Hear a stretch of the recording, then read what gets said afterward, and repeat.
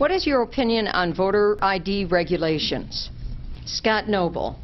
I guess I'd use the balance of my time to talk about voter protection. I know the last time we had our League of Women Voters forum in Portage County and Stevens Point, I asked some of the principals in the League of Women Voters to make sure and ask a question about voter protection. And I call it voter integrity. And we see that in this race because we have seated right here in the front John Moe, who is Julie Lassa's husband. And he's the city clerk elected by the people of Stevens Point, which also happens to be the largest city in the 24th Senate District. Population 27,717. I want my vote protected. I don't want someone that spends their weekends wearing my opponent's t-shirt and handing out Packer schedules when they come in at 8 o'clock Monday morning working on our votes.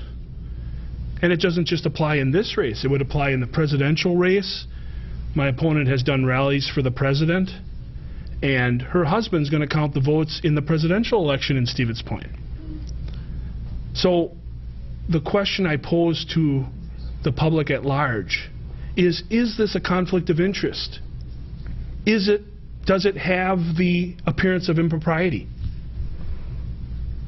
I'm not saying that John has done anything wrong or would do anything wrong. That's not what I'm saying. What I'm saying is I do not want a conflict of interest. I do not want the appearance of impropriety. And I want to make sure that Stevens Point as a city has voter integrity. So, excuse me. I would like to respond to this. My Tea Party opponent has thrown out these wild accusations at a number of meetings now. And the fact of the matter is that he does not have an understanding of this issue whatsoever. There are a number of elected municipal clerks all across this state, including here in central Wisconsin, Wisconsin Rapids, Marshfield, and Stevens Point. These municipal clerks are elected, which means, guess what? They oversee their own election.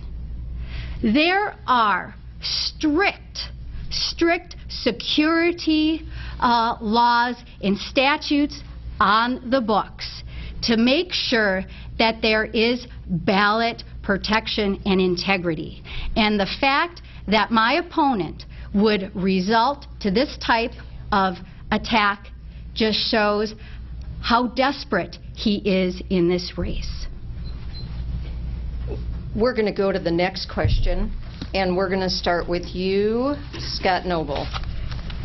Are there times when exceptions can or should be made to the general rule of open government meetings and transparency in the legislative process? No, there should never ever be any kind of way to take away the transparency and accountability and openness of government. Back to what my opponent just said, this is not an attack.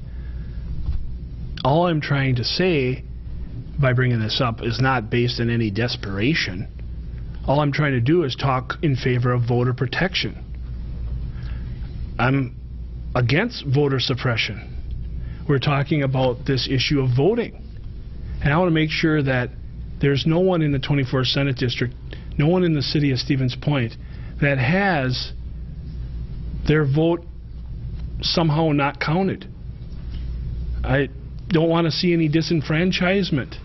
We've seen where things like this have happened around the country and around the state. And I'll repeat, I've not said that anybody's done anything wrong or would do anything wrong. So that is not an attack, and it's not a desperation. What I'm doing is bringing up something that needs to be addressed. And I would go further. I demand that John Moe recuse himself from that position. Let someone else do it. He can choose. I just don't want any kind of appearance of impropriety.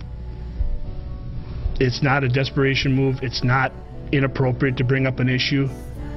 That's what we're here for.